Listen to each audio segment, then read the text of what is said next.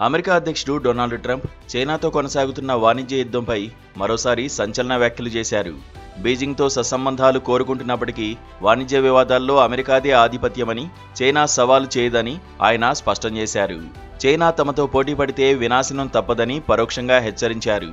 China వద్ద కొన్ని కార్డులు ఉన్నాయి, కానీ మా వద్ద అంతకంటే అద్భుతమైన కార్డులు ఉన్నాయని ట్రంప్ అన్నారు. తాను ఆ కార్డులతో ఆడితే చైనా నాశనమవుతుందని వార్నింగ్ ఇచ్చారు. అందుకే ప్రస్తుతానికి ఆ చర్యలకు పాల్పడడం లేదని అన్నారు.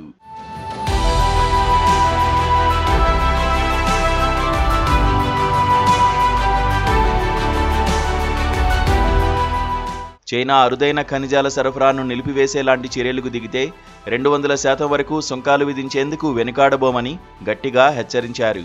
అమెరికా ఆర్థిక బలం, వాణిజ్య వ్యూహాలతో చైనాను సమర్థవంతంగా ఎదుర్కోగలమని ఆయన విశ్వాసం వ్యక్తం చేశారు. అయితే ట్రంప్ ఇరు దేశాల మధ్య సత్సంబంధాల ప్రాముఖ్యతను కూడా ఒప్పుకున్నారు. ఈ ఏడాది చివర్లో లేదా ఆ తర్వాత చైనాకు పర్యటనకు వెళ్తాను. 2 దేశాల మధ్య అద్భుతమైన సంబంధాలు ఏర్పడతాయని ఆశిస్తున్నానని ఆయన తెలిపారు. వాణిజ్య వివాదాలు ప్రస్తుతం ఉన్నప్పటికీ భవిష్యత్తులో సంబంధాలు మెరుగుపడతాయని ఆశాభావం వ్యక్తం చేశారు.